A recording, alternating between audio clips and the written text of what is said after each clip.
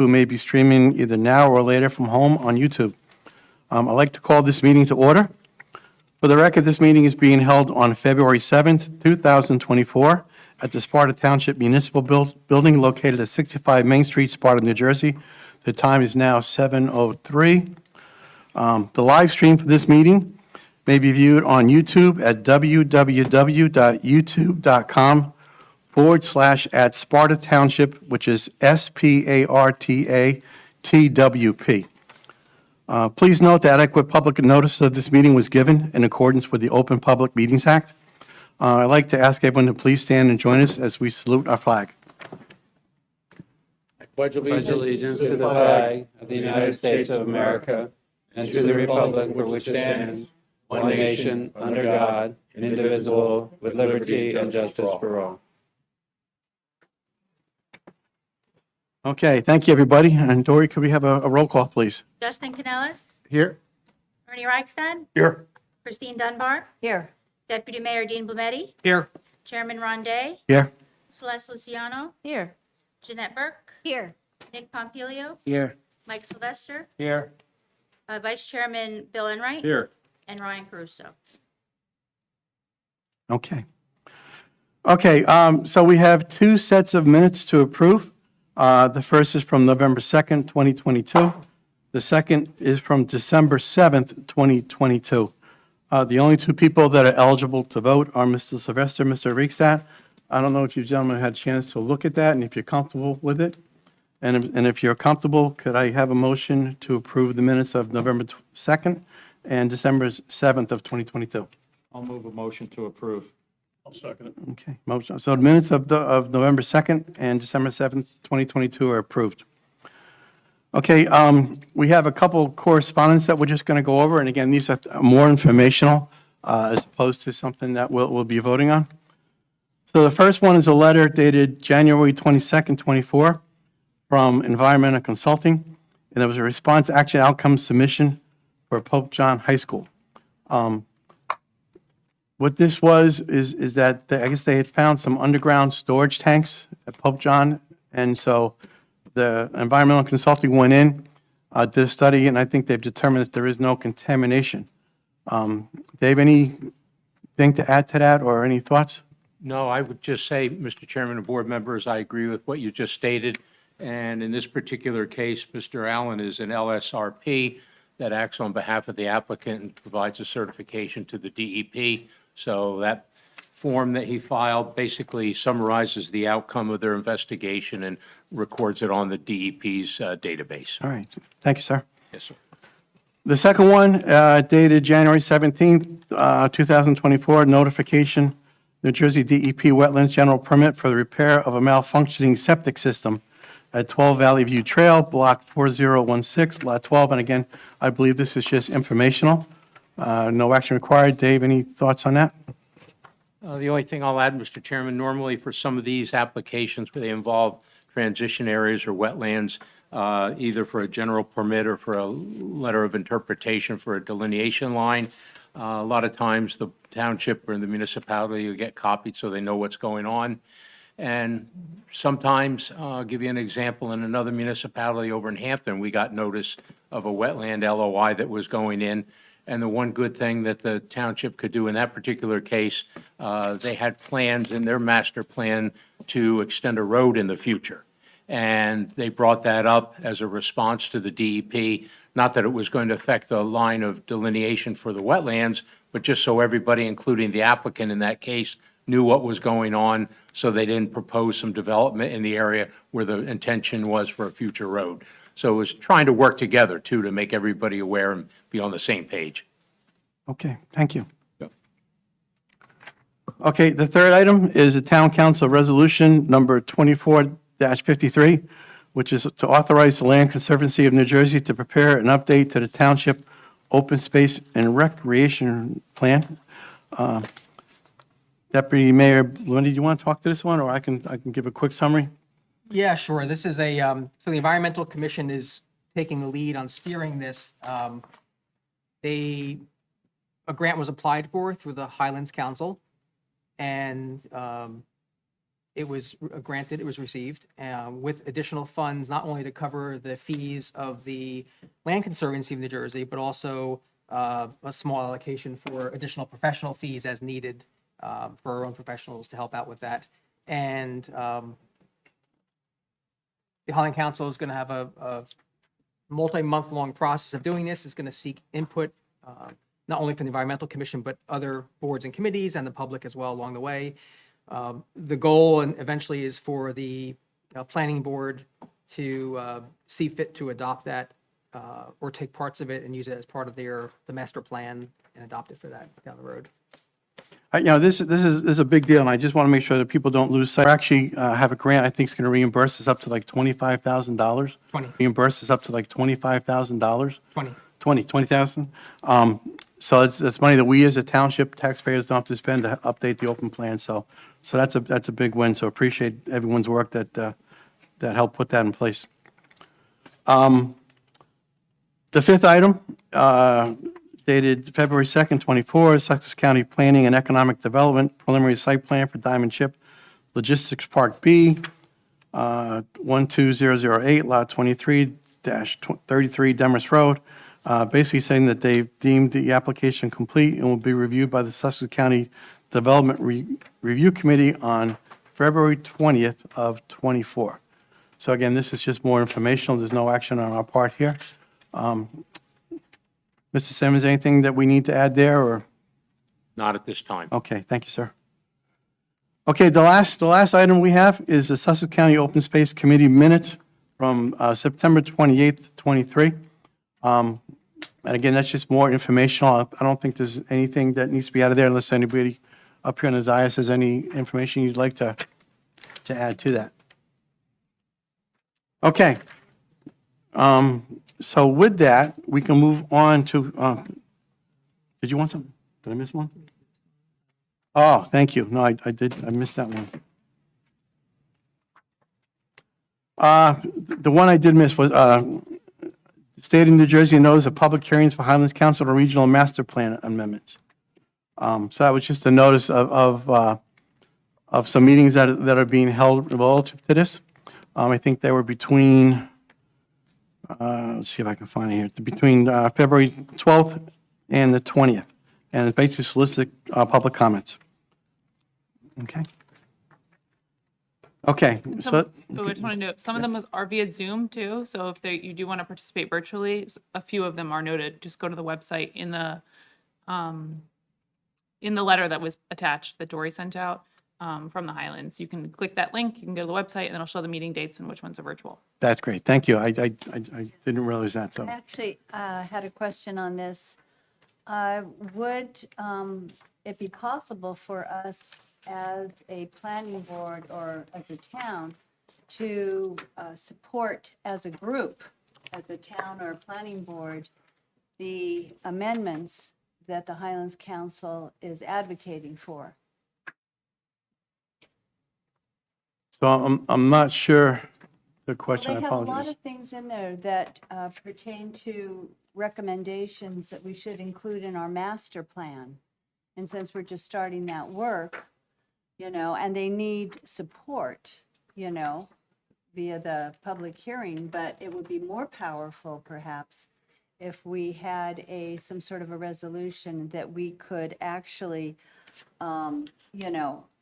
stand behind and give to the, as part of the hearing, as a group.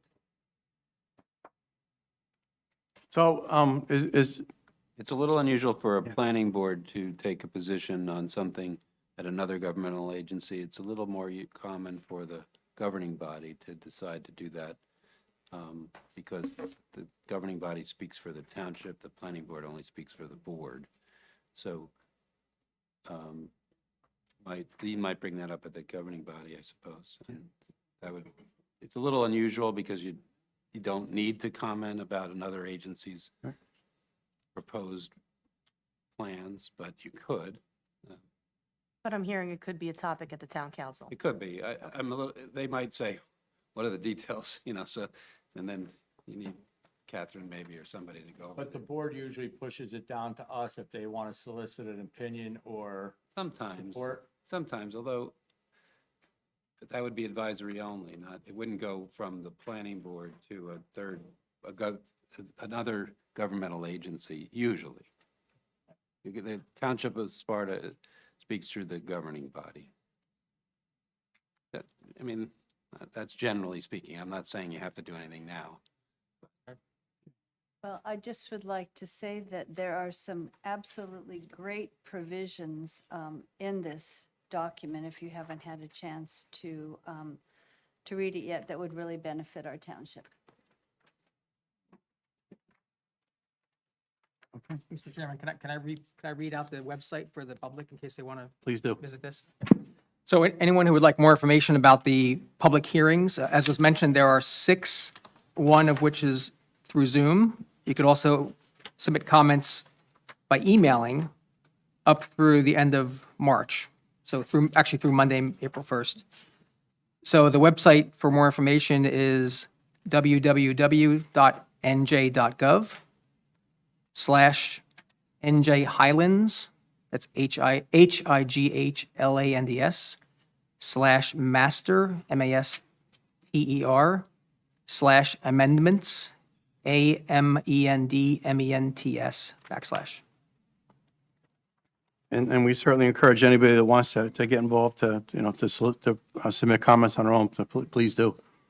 So, okay, any questions on any of the items listed under correspondence?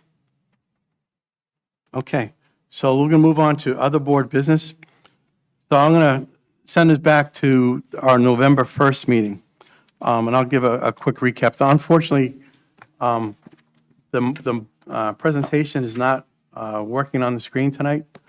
So I'll try to recap it, and I think at least the board members should have a copy of the presentation in your package that was on the dais. And I think we're trying to make a few copies if the public wouldn't mind sharing about what this is all about. But let me give a recap of where we were. So you may remember back in November 1st, we talked about indoor recreation uses, and they included things like dance studios, karate studios, and similar uses. And those type uses have a requirement of having one parking space per 100 square feet of the respective business leased or owned building area. The design standards, 18-5.3, for parking, that's a pretty stringent use when you look at some of the others. So we had a lot of dialogue around that back on November 1st. Just as a comparison, so again, when you look at, here we're looking at one space per 100 square foot. Retail office space has one space per 200 foot. Restaurant is one per 200 square foot. So it just didn't seem in line given some of these uses. So we just wanted to kick that around and see if there's anything we want to do to change it. In addition, when you look at some of the nearby towns, such as Andover, Lafayette, and Jefferson, they have requirements that are more aligned with the one space per 200 square foot. So the question is, are we making it too hard for these types of business to come into our town? So that's what the whole discussion was about. Some of the outcome of the discussion we had is that, we realized that when you look at the definition of what indoor recreational use means, it wasn't clearly defined in the ordinance. There was examples given, but that was about it. I think overall, the general feedback was that while people seemed to support the concept, the way it was proposed on November 1st still needed some more work and a relook. So that's what we're here to talk about tonight. Ms. Ahmad's offered to put together some recommendations that she'll walk us through. So I just wanted to give some last-minute final thoughts before we get there in terms of what we talked about again on the first. When you look at zones like the economic development zone, there are some buildings in that area that could probably benefit from indoor recreational use. PDRM1, PDRM2, they may have a similar benefit too. When you look at indoor recreational uses, and again, the way it was defined, not all indoor recreational uses have the same demand for parking. For example, you may have a karate studio with limited size classes, or it could be a health facility would, based on a membership, show up as you want. So, again, different models, but that wasn't real clear in the way the ordinances were written. And I think, again, when you think of indoor recreational uses, that could also be clubs and that type of stuff. So I think no matter, if you look at the folks in Sparta, I think there's a benefit to everybody if we could find a way to make this reasonable and easier for these types of business to come into our town and maybe, fill some of the smaller buildings in some of these other zones. So with that, what I'd like to do is turn it over to Mr. Mahad, who can kind of walk us through some of the recommendations that she came up with, and I've seen it, and in advance, I'm going to say I appreciate the work you've done. Thank you, Ron. And thank you for getting this process rolling and setting that up from November. So unfortunately, as Ron mentioned, the presentation isn't working. So I'll try and be as clear, and if you have any questions, let me know. So this, the proposed changes to the parking are kind of twofold because, as Ron mentioned, right now, the only parking standard that is prescribed for like a recreation or fitness class is for what's seen in the ordinance as dance studio, karate studio, or similar use. There's really it's very specific. It doesn't talk about, gyms. It doesn't talk about like larger indoor recreational facilities. So for uses that, exist today, they probably use the standard that was there or pre-existed that standard. And for newer uses that want to come today that are, outside of a dance studio or karate studio have to fall under that similar use and kind of have to figure that out as far as parking standard, even if they are permitted in a zone. And I did look at existing permitted uses in zones just to see if there were allowed like health club, fitness center, gyms, things like that are prescribed as uses that are allowed and don't have a corresponding parking standard in the parking standard section of the ordinance.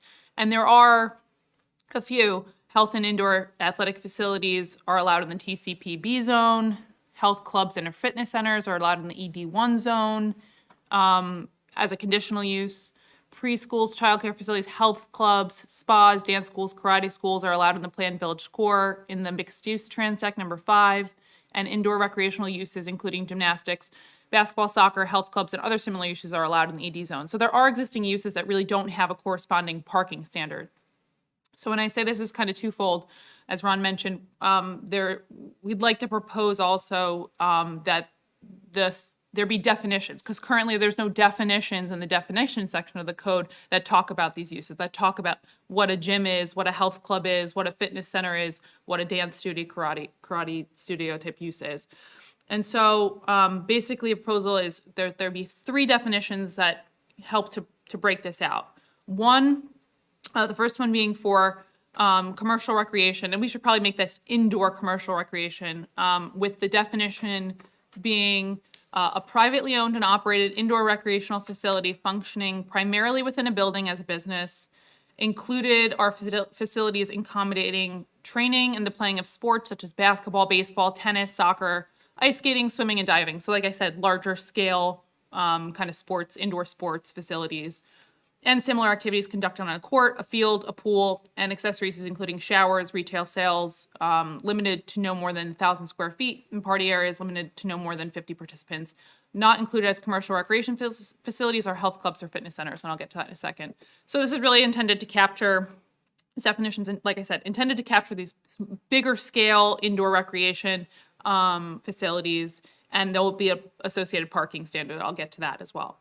The second definition would be for health and/or fitness clubs, and that definition is proposed to be an establishment providing a broad range of facilities and services for the promotion, maintenance, and improvement of the health and well-being of people, which may be offered as membership or subscription-based, including but not limited to cardiovascular, strength training, and other exercise rooms and equipment, individual and group exercise programs, swimming pools, lap pools, therapy pools, whirlpools, locker rooms, private changing rooms, steam rooms, saunas, showers, individual and group aquatic exercise and rehab programs. See the definition for health and fitness studio for uses specific to individual and group fitness or recreation classes only. So a health club fitness center is like your typical gym, your typical full range gym that has an exercise area, some locker rooms, and some other associated facilities as like a full service gym. And can include fitness classes as part of that, membership or offering. And then the third definition is fitness or recreation studio, which is, I'll give you a little kind of brief synopsis, is supposed to be like just a small boutique kind of offering, like a dance studio, a karate class place, or even like a Zumba yoga studio. So the definitions promotes as indoor recreational business with services solely limited to offering instructor or coach-led fitness or recreation classes, which include, but are not limited to, karate and martial arts, cheerleading, golf simulation, dance, wrestling, yoga, Zumba, and similar. Does not include tournaments, competitions, demonstrations, or events with anticipated spectators. See commercial recreation for uses with tournament play. See health and or fitness club for general health clubs that may or may not offer classes in conjunction with exercise equipment. And so those are the three kind of separate umbrellas, definitions for different uses that may include some sort of commercial, recreation or fitness or gym use. The proposed standards, and unfortunately, again, we don't have the presentation, but Ron had gone through kind of some he worked the numbers out in the first presentation. He talked about how the standards exist and how they're compared to some of these other towns nearby, how they compare to other uses that exist today, and how the standards are a bit restrictive. He also talked about, he proposed certain ways to not only change the standard, but if there are worries about in the certain zones that they're in and things like that. And so I use that as kind of a jumping point, but tried to consolidate it more into a way that's workable in an ordinance that captures some of the concerns. I know Ernie had brought up some major concerns about parking for these uses in the town center, in plazas where parking is tight and may create conflicts. And so we tried to capture that. So for the proposed standards for commercial recreation would be one parking space for 750 square feet of gross floor area for athletic activities, plus one parking space per 75 gross floor area of spectator or party area, but in no case less than 50 spaces for the entire facility. Where tournament play is anticipated, one space for every 3 anticipated spectators shall be in addition to the parking standard. For health and or fitness clubs, this would be one parking space for each 200 square feet of gross floor area in the ED, PDRM 1 and 2 zones. So that's a change from the 1 per 100 to 1 per 200. Or one parking space for each 100, which retains that standard, but that's only in any other zone besides the ED and PDRM 1 and 2 zones. So the town center zones are not affected. They'll still effectively be 1 per 100. Or where the uses share parking with any other use on the site. So in the case where there's a zone, even the ED and PDRM1 zone, if they're sharing that site with another use, they're going to be bumped back to the 1 per 100. So unless they have sole control of the site, and that's intended to make sure that while parking standards would be cumulative for the uses, that there's enough parking and then there's no conflicts. The worst case scenario with that is that if there is a variance required, then that variance can be brought before the board and, spoken to about why there might not be conflicts, why the shared parking might work. And then finally, the fitness or recreation studio use, the parking standard is proposed to be one parking space per each 200 square feet of gross floor area in ED, PDRM1 and PDRM2 zones, and PCED, or 1 per 100 square feet of gross floor area where the use is shared with the warehousing use in those zones, 1 for 100 square feet of gross area in all other zones. And so that is essentially for the fitness classes. Again, it can be in any of those zones. If it shares it with any kind of existing warehousing use or similar, it would bump back up to the 1 per 100. And similarly, 1 per 100 in any other zones. Again, avoiding any conflicts in the TCC zone. So it's a little bit more wordy than most of the existing parking standards, but it does capture kind of these levels that if someone is proposing this use, they can go through the code pretty easily and say, okay, that affects me, and figure out their what parking standard would be applied in that case. And similar to the, the zoning officer when they're reviewing these applications. Does anyone have any questions while I Go on. Just one quickly. The second definition, I think you had the word rehab in there a few times. And is that going to be including or excluding, say, I'm thinking of the physical rehabilitation center, like a Kessler or some type of physical therapy? That's not the intent for that. No, so that, like, if Kessler is its own business that specifically focuses on rehab and has almost like a medical side to it, I'd say. This was intended more for like a gym that could offer rehab under that umbrella. It's intended so that if there was, rehab hours offered at the gym through like a doctor's office or something like that, that it would be captured underneath the use. Because it's pretty typical that they, gyms will offer that as a place to do your physical therapy. But a Kessler would be I think, would not fall under this Do those requirement. rehabilitation centers like a Kessler have their own individual kind of registration, business registration number, Tom? Separate than a gym, or are they all categorized? I'm thinking like the NAIC code. Yeah, I'm not sure. That- Just trying to get some clarity on it because it leaves room for interpretation. Yeah. You could see that, 80% gym, 20% rehab, and it's, if you got such a thorough definition, but it's just caught my ear. Oh, and we a little can, bit open. if you think that could be a cause for concern, we can certainly strike. I'm just raising it Yeah. for other members to consider. Or Good point. It's not doing it's this. kind of similar that, spa and steam room and sauna was included in showers, and it's not like half of it could be a spa/gym. Like, I don't think that's the intent. If a spa was coming in as a use, they wouldn't fall under this health and fitness club category just because they have spa facilities, which are just under this bigger umbrella.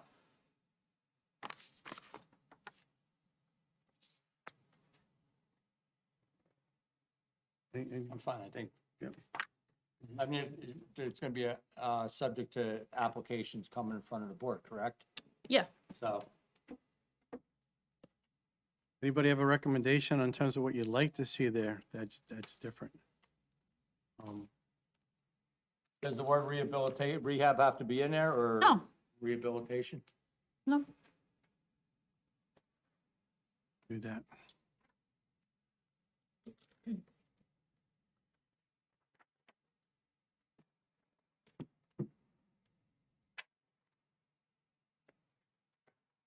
So, yeah, so if we struck it, that would address the concern. Yeah, because Okay. that generates a lot more traffic. Yeah, I agree. It's a right? very good point. You're tied to parking, and usually those sessions are a half hour. Yeah. 40 minutes, and they're 8-10 hour day.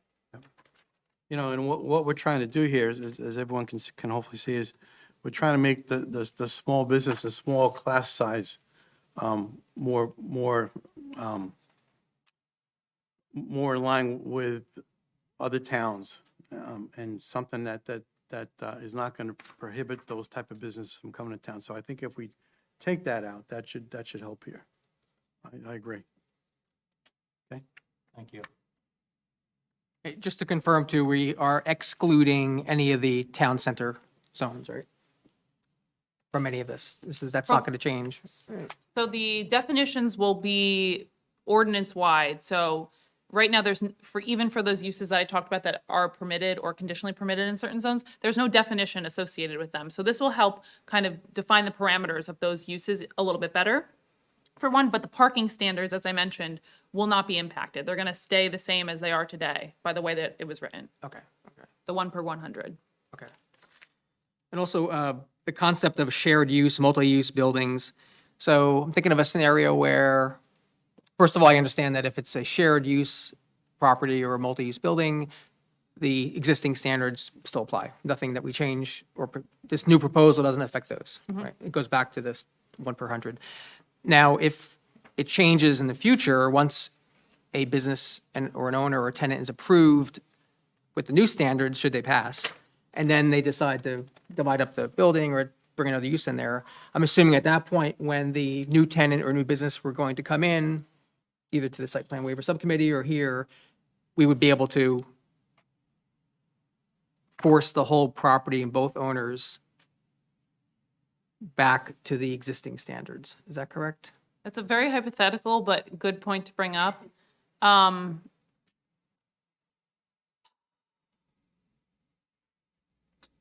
If it's, another hypothetical, if it's variance free, right, when, at the time they apply for the 1 per 200, and they, let's say they have the whole building, the whole, the whole property used for that, and like you're saying, a new use comes in, they're gonna make their use, theoretically, their use would become smaller, right? Yeah. So it would leave some, potentially leave some room, some parking spaces open. I think technically the new user would be the one who'd have the onus on, proving that they have enough parking. And I think because this does, this definition under the parking standards kind of triggers that, I think they would be responsible for figuring, for the higher standard, right? It wouldn't be on the other property, the other existing user, but the new property owner might have to seek a variance based on the old standards, or could comply, with the reverting back to the previous standard. And if a variance was required, that would come before the full board, not the site plan. So this is, I'm gonna keep Tom. Yeah, anytime there's a variance to the full board, any variance. Yes, Or site plan exception, even a design standard. And correct me if I'm wrong on my other response. If the original use was issued a parking variance, the initial site plan was Right, got a variance at the 1 per 200 standard even. right. And the Came new- in and was The new user, unless they were exactly the same use and the meeting, they would have to get a variant, or they'd have to get an approval of whatever they're going to do. A new that's different variance, than yeah. that variance. Okay. So That's a site plan approval by the planning board with a variance, or perhaps an So the old explanation. variance, if they exceeded it or changed it in any way, they'd have to come before the board. So that's, I was just making sure of that. okay. So in theory, if the new first owner taking up the whole building, it's 1 per 200. Say if they max out, that means no one else can really come in there. They can't subdivide it because anybody else would have to revert back to the 1 per 100. Okay. Unless they forego and go default back to the original standard. Well, in the future, if they did change that, yeah, they'd have to. So let me make sure that I understood the question, because I thought I heard differently. So the standard as it is today is it's 1 per 100. So we want to relax it to 1 per 200. So if the building already has a 1 per 200,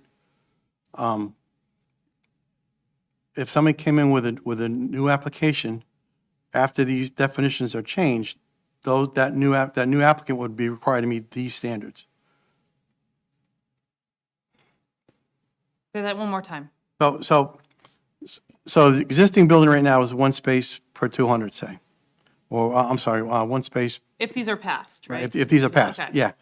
So if the existing building now is 1 per 100, and a new applicant wants to come in, if they could show that they satisfied the definition for 1 per 100, 1 per 200, so half the parking spaces, that would get evaluated based on the new applicant's use Correct. tied to these definitions. Correct. But that doesn't address the subdivision Yeah. example that you, Right. Brought up. Because once a second party comes in, any new changes go out the door because it reverts back to a multi-use building, which is an exception to the new ones. Correct. So it would go back to today's standards for that tenant. Which are more stringent. Correct. Yeah, 'cause that one too. And the intention with being more, having a higher parking standard for Right. more uses is just to pretty much address what Ernie brought up about the Right. shopping centers in the TCC zone. But we want to avoid that in every zone possible. And so, where there are cumulative uses, there's just a little bit more strict, the existing parking standard essentially applies. A lot of, like the trend now for a lot of these recreational type things, is to go into more of an industrial area, with the advantage being that they're nights and weekends, and then the industrial base is a daytime, factory operation or something.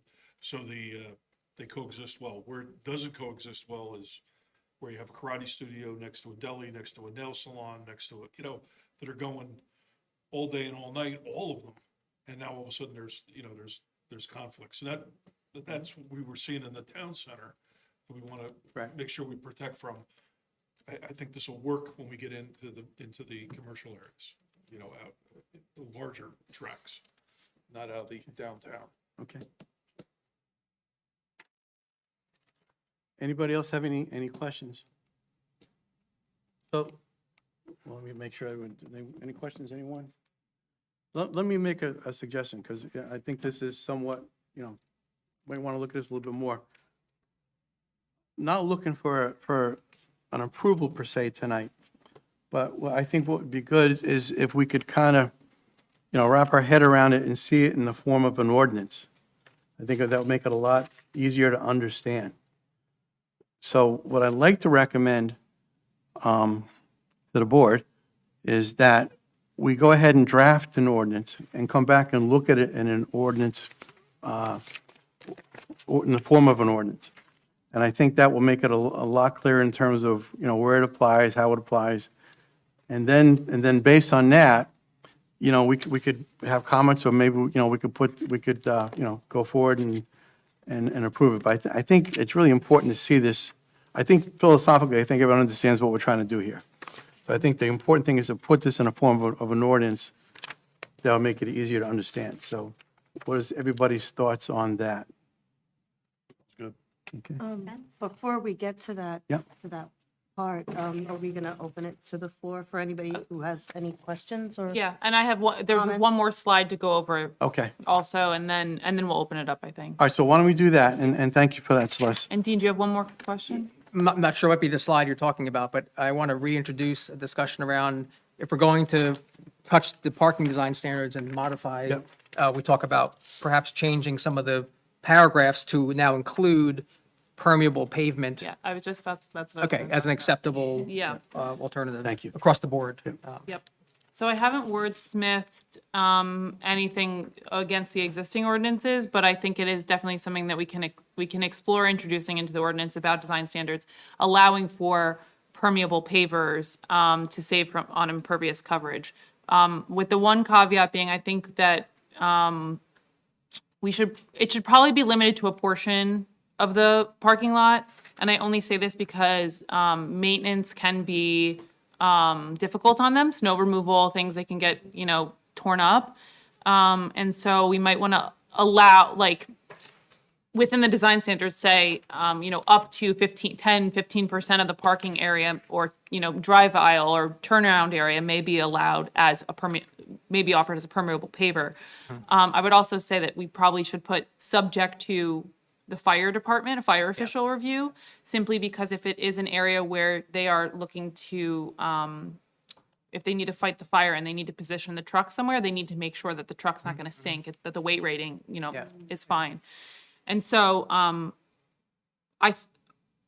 that's my thoughts on it. But I think it's a good idea. I think the other thing that we need to figure out is, even though they are pervious pavers, I want to make sure that we check that against the impervious coverage, that this doesn't give an additional allowance for impervious coverage in other places, right? So I want it to be like a good deed by the developer to offer it as pervious pavers, not to make up impervious coverage elsewhere on the site. Yeah. So it's not necessarily positioned as an incentive Yes. to get more impervious surface. Yeah, I would also say that we probably have to broaden the word pavers. I don't think I was envisioning pavers. I think that's one type of Pervious permeable pavement, pervious pavement, Yeah, because yes. pavers, you think of individual and they have Yes. grass growing. But yeah, they have little blocks. they have them in like sheets now, Yeah, where it's like yeah. it just presses down into the I ground. think there's other technologies too where it looks like asphalt and, but it has a certain chemistry to it where it allows water to go through it. So it's probably not as difficult with snow removal and other things too. And maybe we don't have to limit it to 10% or 15% if we. maybe If, we- yeah, Yeah. yeah, that, It's like I was, pavers. I was doing that from a perspective of potentially, maintenance. So like if there was a maintenance issue, that the whole entire parking lot wouldn't be. And also from the perspective in my head of, okay, this doesn't count towards impervious coverage, which we haven't decided yet if it does. You could always make the pavers still count towards the impervious coverage despite being more pervious. So I was thinking if you allow the whole parking area to be pervious and it take away from the impervious coverage, that could be problematic as well, because it could be a bonus to allow impervious coverage elsewhere. They're So, offering it as an alternative, right? It's an alternative. yes, and so I think in that alternative, it needs to say, this shall not discount, this shall still be considered impervious coverage for the purpose of calculating it, per your bulk standard. Definitely, I think you should put a footnote in there or some clarification that you're not giving them a kind of an end around. Yes. Yes, because it could be a way of avoiding a variance. It could be a way of, seeking more impervious coverage elsewhere. So there are, you don't want to dangle that in front of a potential, a bad We actor. could have that discussion though, right? Yeah. Maybe we do either now or at the master plan work, but we could say that, not a 1-for-1, but perhaps if you use approved permeable pavement, we'll count 50% or 20% of that towards your impervious There instead of could it be being an zero. So there yeah. is a little bit of an incentive, but maybe not a Right. 1-for-1. I mean, the incentive conversation definitely at some point is going to need to happen. I don't know if it needs to be in the Yeah, parking standard, but I think. I think they're more overall. expensive. It's going to have to be so- somewhere in the ordinance, Yeah. whether in the definition for impervious coverage, whether in a definition for lot coverage, whether in the parking standards. It's going to have to be somewhere so that when impervious coverage is calculated, that we know how to count the permeable Right. pavement. Yeah.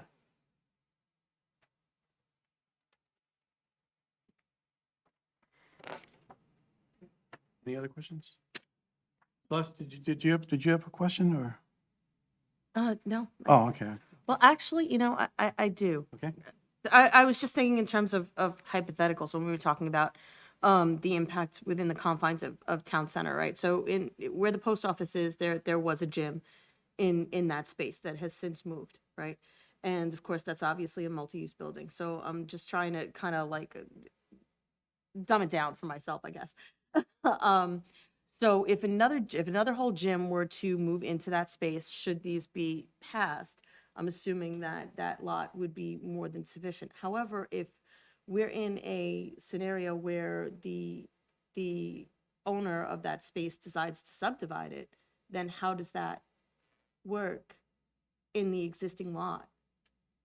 So that is not subject to it's still 1 per 100 there. Okay, 'Cause it's that's still 1 I per believe 100. that's a TCC, that's the town, one of the town Right, center that's one of the zones. town center zones. So it's not, it Okay, doesn't, so that's it's not not- impacted, Okay, yeah. just So wanted to make sure that that's where we we're were. really looking at the changes are going to be in the ED, the PDRM 1 and 2 zones, which are larger lots in that zone generally, and larger buildings. Less, I mean, there are some, but less, strip malls, less multi-use buildings. But the TC zones, none of them are impacted Okay. by this. They're still going to be held to the same parking standard. All right, I think that's what I was missing. Okay, thank you. Anybody else on the dais? All right, let's open it up to the public, see if anybody has any questions or any comments that you'd like to bring. Jenny Derrick, Tappan to Sparta. I appreciate that you're going to bring this back in ordinance form, so it'll be more easy to understand. But just looking at these definitions, page 3 of your presentation, it's my understanding that this whole ball of wax, this whole subject was open because of a gymnastics studio, yet gymnastics is not listed as a use. Would gymnastics be commercial recreation? There's a argument to be made for that because it's a large format open floor plan, or is it fitness recreation because there's cheerleading, dance associated with it, but there's also equipment, so maybe something to consider. Okay, thank you. Yeah. I think it's gonna matter if the gym is open to tournaments, if the gym is Right. open to spectators, if it's a practice facility. Same thing, though. Gymnastics can have practice or Well, that's what I'm saying. So it's like, it depends on who the applicant is. If the applicant says, we're gonna have tournament play, we're gonna have spectator areas, we're gonna open it up for things like that, then then they'll, be ticked as a indoor commercial recreation. If they, Right. I understand all that, but gymnastics is not a team sport, so there can be an argument made that it doesn't fit under commercial recreation. My point is, if it's contemplated, why not just add it in? That's the whole reason why this topic got brought up. I think that was cheerleading, right? No, it's a gymnastics studio that offers cheerleading training. Okay. Okay, well, we can definitely take a look at that. yeah, I'll look into it further. I just, in some of the uses that are listed, they're more straightforward because of the format. And so I'll take a look at kind of, the opportunities that gymnastics might have. What a more traditional, gymnastics, like a lot of these are like you belong to a gym and they have memberships similar to the cheerleading gyms. And so I think I'll put in some more variables about, tournament play and things like that related to gymnastics. Okay. But it will not exclude gymnastics. Oh, no, and most of these say or similar uses, which is supposed to be so that it's not exclusive. These are just some examples. And that happens in almost every definition, I think minus the health and fitness center. I think that's where we go when it says included but not limited to, Correct, right? Okay, correct. So, but because it is brought up as, kind of the impetus and it's brought up tonight, then we'll definitely, investigate putting it in where it fits best. Anybody else in the public? Okay. So with that, I'd like to propose, and I don't know if I'll put it in the form of a motion, just to make sure that everybody agrees. Motion that we have Catherine go and put this in the form of an ordinance, so we can come back and use it in the form that will be approved in, and make sure that we can, clearly articulate the differences and clarify some of the discussions we had tonight. And then based on that, we can go from there. So I'll make a motion to have Catherine put this in the form of an ordinance. Does anybody want to second that? I'll second it. Okay, thank you. Okay, roll call, Bernie please. Reichstad, Yes. Christine Dunbar, Yes. Mike Sylvester, Yes. Vice Chairman Bill Enright, Yes. Chairman Ron Day, Yes, Councilman Dean Blumetti, Yes. Nick Pompilio, Yes. Jeanette Burke, Yes. Celeste Luciano, Yes. Justin Canales. Yes. okay, so the motion passes. Okay, thank you. Okay, good discussion, and more to come on that one. Okay, so that brings us to the next item on the agenda, which is the resolution for application 710, Sparta Veterinary Associates and Urgent Care. Chairman, I recuse on this matter because my client in another town, Dimitri Process, is an interest holder in this property, so Dave Brady covers for the Okay, me. thank you, Mr. Collins. Welcome, Mr. Brady.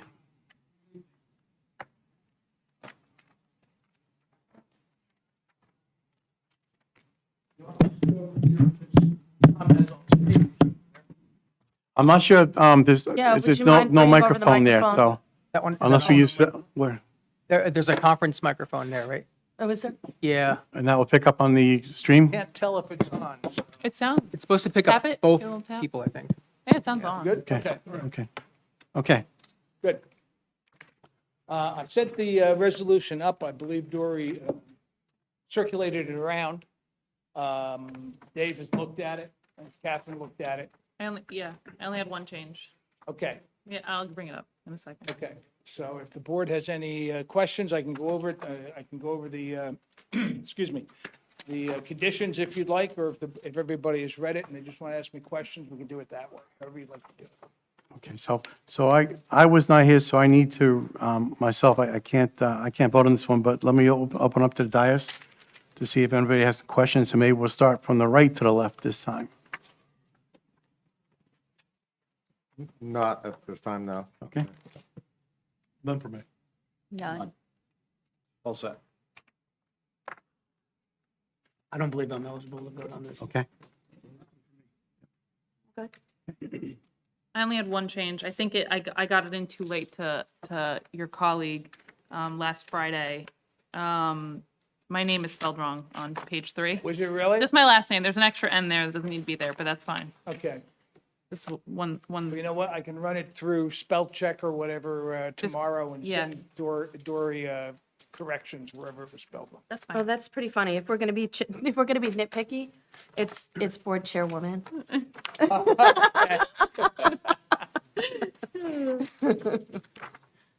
it's not a big deal at all. I just, Okay, that's okay. Okay, so with that, I guess the question is, do we open this up to the public before we make a motion to approve it, or? It's strictly a function of the board considering its resolution. There's no need to open it up for the public to have any comments on it. In fact, it's not shared with the public, it's just an internal board document. The Okay. board's document. Okay. So if the board wants to, at this point, a motion could be made to adopt it, subject to correcting chairwoman and correcting Catherine's name. Okay, so I, Send those corrections over to Dory tomorrow. I was absent that night, so would anyone like to make a motion to adopt it, subject to the changes that were discussed? I would just like one more question, actually. So, Mr. Simmons, you okay with this? You reviewed? Yes, subject to the two corrections that were just mentioned, Mr. Brown, Mr. Brady's colleague did send a copy over, and I did go through it and make some suggestions, and they were taken care of. Okay, thanks. Any other questions? So again, would anybody like to make a motion to adopt the resolution, subject to the changes? I'll make the motion. I'll second. Okay. Ms. Fox, if we get a roll call, please? Ernie Ragsdad, Yes. Mike Sylvester, Yes. Bill Enright, Yes. Jeanette Burke, Yes. Gladys Luciano, Yes. and Justin Canales. Yes. Okay, the motion passes. Okay, moving on to the next, thank you, Mr. Brady. Moving on to the next section, we'll do some updates. Deputy Mayor Blumetti, would you like to give us any updates on the town council? Yep, thank you. So just an update from the town council meeting on January 23rd, 2024. The township has applied for an NJ DEP Green Acres grant. Resolution 9.5 was approved, and that grant is to make improvements, should it be received, to Station Park Playground, and to make it inclusive playground in reference to Jake's Law. The grant request was for $517,000, approximately. So we'll wait to hear on that. And Sparta Recreation Department and our engineer, Mr. Stoner, they put a lot of work into that, and we've seen some early mock-ups of it, and it's going to be a great addition should we get the grant. And the only other comment I had was already covered just on the Land Conservancy of New Jersey Open Space and Recreation Plan. So looking forward to that as well. Thank you. Okay, thank you. Ms. Dunbar, any? No, we did not have our last meeting. It was canceled. Okay. All right, thank you. I'll just give some quick updates on a couple of the committees. So we had what I thought was a pretty good, I'll call it a 2024 kickoff of the Plan Endorsement Advisory Committee last night. We're in the process of finalizing the mission statement and the boundaries of the area that we'd like to recommend be adopted as our designated town center.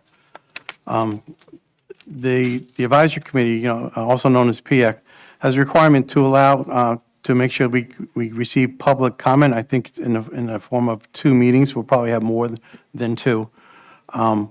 We'll do one at at least one at the planning board and one at the town council. So we're moving forward, and we'll have more information to come. We're going to get together on a monthly basis, and we're going to hopefully finalize the 2 areas we talked about, which are the mission statement and the boundaries. In terms of the minor site plan committee, so we finally have finalized the members a few weeks ago. So the members include Christine Dunbar, Bill Enright, Nick Pompilio as the mayor's designee, and myself. We actually met right before this meeting tonight. I think I don't have the exact count, I apologize. I think we had about 8 applications. We approved 2. So we're in the process of playing catch-up. And again, when you look at these applications, I think we like to get turnaround faster than we have, but the problem is making sure we're getting the right information that gives us what we need to approve it. So I think we've made a lot of strides there.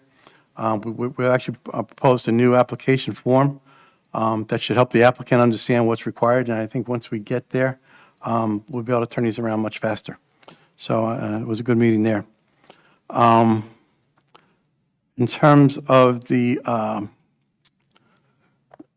ordinance committee, we haven't really, so the ordinance committee consists of Ernie Raikstadt, Jeanette Burke, Bill Enright, and myself, as well as our professionals, Mr. Ahmed, Mr. Collins, and Mr. Simmons. And we need to get those data on the calendar to bring that back to the table. So we'll do that between now and the next meeting. In terms of the master plan subcommittee, so we are staying with the people that were chosen last year. We will be having our first meeting, I believe it's on the 19th of February. Unfortunately, it's a holiday, so we're not going to have a full group of folks, but I think it's important to get this kicked off, and we'll be meeting on a monthly basis, and more to come on that as well. So that's all I have. Anybody have any questions on that? Okay. So with that, I believe we're at the point where we're opening up to the public. So, does anybody from the public have any items that you'd like to talk about for matters that are not on the agenda or not relating to our hearing on an applicant for development? I'm Vivian Perlmutter, 5 Morgan Drive. I put my comments on a piece of paper, and if I can't speak on it, then I'll leave the piece of paper with you so you can see it, and I will submit it to Tap Into so everyone in Sparta can know my comments, and feel free to stop me. So in case you don't want to read it and Tap Into, then I'll read it now. I'm speaking about the application for the apartment building behind Burger King. I respectfully request Vivian, we cannot address a pending application that is scheduled for a hearing on February 21st. You can testify on February 21st addressing the board about that and put it in the record. But if you talk about it tonight, we can't address it, and we also can't include it in the record. Well, I don't need you to put it in the record so much as that I'm asking for things like a traffic study, which for next week, if you have started on it, you have a way of addressing problems. Otherwise, I'll be just talking to the air in 2 weeks. I won't be able, and like I want letters written to the businesses on Sparta Avenue. And if I come in 2 weeks and say it, it's too late. I think that this not allowing me to speak can throw things off. But I can send it into Tap Into tomorrow morning, and so I request that all of Ms. you Perlmutter, read. I don't think anyone was saying that you couldn't speak. You can absolutely speak. I don't think anybody was asserting that you can't speak. No, No, I think what he was trying to clarify was that if there was anything there that you would like to get on the record or have as part of the testimony, or if you would like us to respond to you, then that would be to your benefit. But no one is stopping you from speaking right now, so please feel free. oh, thank you, Celeste. I appreciate that. Okay. I am speaking about the application, the apartment building behind Burger King. I respectfully request a traffic study of Sparta Avenue during the hours that children are transported to school and the hours that children are returned to their homes. Please do not hire a firm that intends to check the traffic when school is not in session, like in the middle of the summer. I entirely disagree with the applicant that there will be very few children in the building. Very few people will pay the rent for 2 or 3 bedroom, 2 bathroom apartment unless they have children. In fact, there will be families with children living in one-bedroom apartments. The custom is to have the kids in the bedroom, and the parents sleep on a couch in the living room. Money is short with most young people, by the way. Please note that in front of Burger King, Sparta Avenue has only 2 lanes. There is no shoulder or bike lane. When the school buses stop for the children to get on, traffic must stop in both directions by state law until every child has the seat belt clicked. New Jersey state law requires the children to be bused to school, so driving them is not an option. Our school system requests that parents not bring the children by car because of all the buses in the school's parking lots. It is not a safe practice. Please send letters to every business on Sparta Avenue to find out the impact on their business if the traffic must stop for 5 or 6 buses every morning and every afternoon, and traffic has to stop in both directions during that time. Please ask the ambulance squad how they would be impacted if they will need to only turn right out of their building during those bus stop time periods. Previously, that property had a hotel and a nursing home. Neither of these facilities had school children living in their buildings. The apartment building poses an entirely new problem. Please note that a previous planning board, not you people, did not consider the school bus plan for the Primrose community. That's a townhouse community off of Route 15. Those neighbors do not have a safe place for their children to board or leave the school buses. The parking lot for the urgent care is not safe, and it is a glaring blemish on our town's ability to consider the safety of our children. I don't want that kind of mistake made again. You're all new. You didn't do it. I'm not pointing fingers. You need to consider the traffic situation very carefully. Any advice? That's it. Thank you very, very much. Thank you. Thank you. Anybody else have any comments? Jenny Derricks, Tappan to Sparta. I appreciate, Dory, that we have 2 sets of minutes approved this evening. So I'm just going to ask the minor site plan committee, are there minutes of that group as well? Because we haven't seen them reported I out. don't believe that there will, of the minor site, so what we do for the minor site plan committee is we provide a list of applications that we reviewed and the outcome. And we provide that, I think it's like twice a year, usually in June and at the end of the year. So there's no And There's then no they're formal reported in the minutes. minutes of the planning board in accordance with the municipal land use law. monthly, No, whenever they report them to, biannually. whenever they regularly, I mean, they can. Yeah, I think. You just said did with every it in twice a June year. and December. So only twice There's a no- year. Yeah, there's no minimum deadline for site plan subcommittee reporting to the planning board. Is that what you're? No, I'm And there- asking there is about no- minutes for the public. There are no minutes of the site plan subcommittee. There are no minutes for subcommittees. It's not required in the Open Public Meetings Act.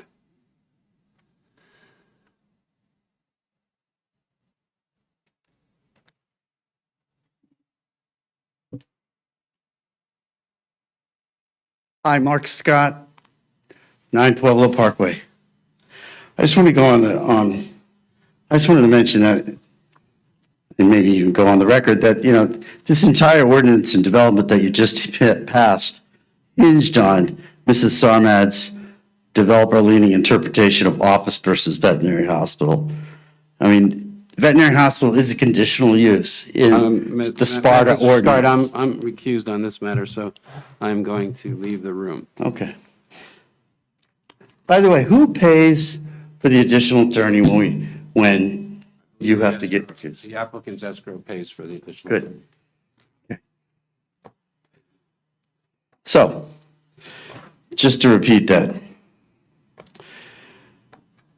I just want to make it clear that this entire ordinance and development hinged on Mrs. Sarmad's developer-leaning interpretation of office versus veterinary hospitals. We define this building, which is a veterinary hospital, which is defined as a conditional use in the Sparta zoning ordinances as office. And so suddenly, it became a permitted use. And then the planning board usurped the zoning board.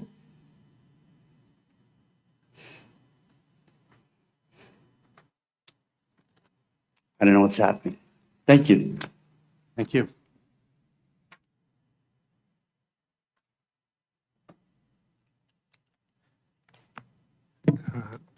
My name's Anand Dash. As many of you know, I am the president of Sparta Responsible Development, and I want to clear the record categorically. Oh, you want to call? Okay.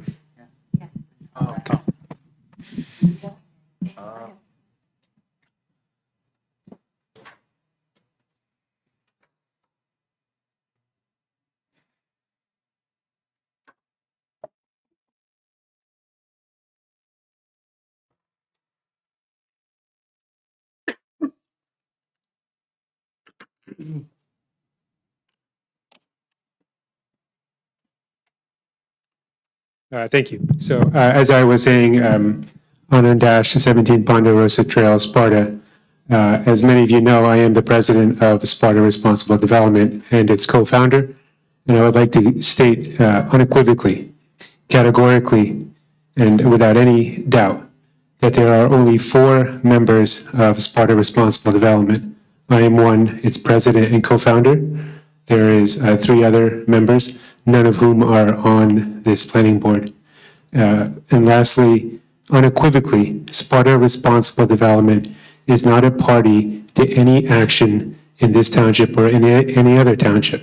I am solely a party to an action which you are all aware of.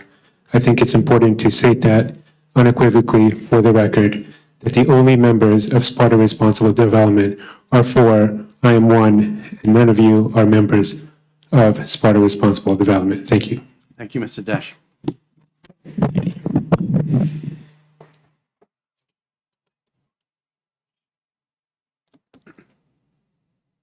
Okay, any other comments from the public? Okay, so I think at this point, we move into executive session. Look for the agenda. Yes, you have before you a resolution. I believe you're also going to talk to Dave Brady.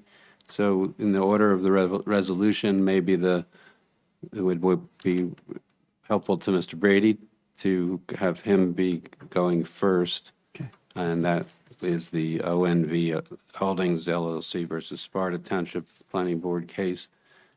If that was made into A and the next cases were made B and the next cases were made C, the next matter was made C. In the resolution, you could opt a resolution. I'll just read the operative provision that in accordance with the municipal land use law, the Open Public Meetings Act, Section 7 and 8, the board is going to go into closed session to discuss matters of pending litigation, and just like I described before, and attorney-client privileged, and that it is anticipated at this time that the above stated subject matter will be made public upon the completion of all litigation and appeals, and when deemed appropriate. This resolution will take effect immediately, and there will be no action taken after the closed session. So before we make a motion, I'd just like to thank the public, people that are here tonight for coming out, for your comments. For anybody that's home, that's taking the time to watch the stream. So we all appreciate it. So would anybody like to make a motion to go into executive session? I'll make a motion that we go into executive session. I'll second. Okay. Ms. Fox, roll call, please. Bernie Reichstad, Yes. Christine Dunbar. Yes. Mike Sylvester, Yes. Vice Chairman Bill Enright. Chairman Ronday, Yes. Deputy Mayor Dean Blumetti, Yes. Nick Pompilio, Yes. Jeanette Burke, Yes. Celeste Luciano, Yes. Justin Canellis. Yes. Did action to be taken after these closed sessions? No.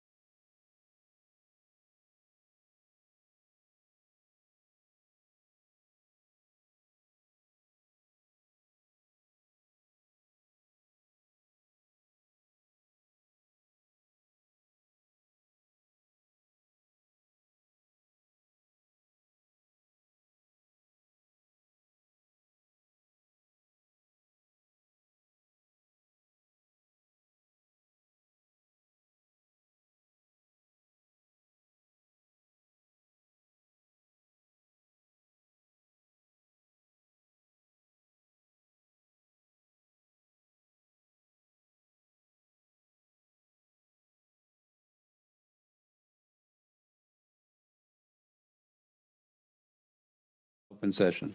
Motion to go into open And a session. second, Second. and they can just say aye. And All in favor, Yeah, I- opposed? None. And then we're now going to turn on the tape. And Ernie, you're on. Motion to adjourn. Is there a second? There we go. All in favor? Aye. Opposed? Good night, everybody. Thank Good meeting you. tonight. Good job. Good night, everybody.